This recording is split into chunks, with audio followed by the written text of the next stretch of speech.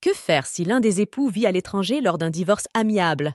Lorsqu'un couple marié en France envisage un divorce amiable, mais que l'un des époux réside à l'étranger, la situation peut devenir complexe. Cependant, avec une compréhension adéquate des lois et procédures applicables, le processus peut être géré efficacement. Voici un guide sur ce sujet. La première étape consiste à déterminer sous quelle juridiction le divorce sera traité. En principe, les tribunaux français ont compétence pour traiter les divorces si au moins un des époux est résident en France ou si la France est le dernier lieu de résidence du couple. Si les deux époux sont d'accord, ils peuvent choisir la France comme juridiction, même si aucun des deux n'y réside.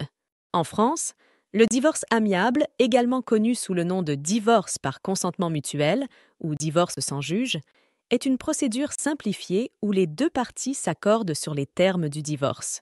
Cette procédure nécessite l'intervention d'un avocat et peut être réalisée sans que les deux parties aient à se présenter devant un juge. Les deux époux doivent chacun mandater un avocat en France.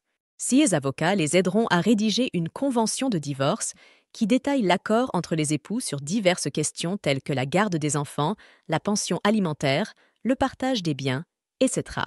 Lorsqu'un époux vit à l'étranger, la communication et le transfert de documents peuvent se faire numériquement. Cependant, certains documents peuvent nécessiter une signature originale ou une légalisation apostille selon le pays de résidence. Une fois la convention rédigée, elle doit être signée par les deux époux. Si l'un des époux réside à l'étranger, la signature doit se faire chez l'avocat. Une fois le divorce prononcé en France, il peut être nécessaire de le faire reconnaître dans le pays de résidence de l'époux étranger. Cela peut impliquer des démarches supplémentaires selon les lois locales. En conclusion, un divorce amiable en France avec un époux vivant à l'étranger est réalisable, mais nécessite une planification minutieuse et la prise en compte des aspects juridiques et pratiques.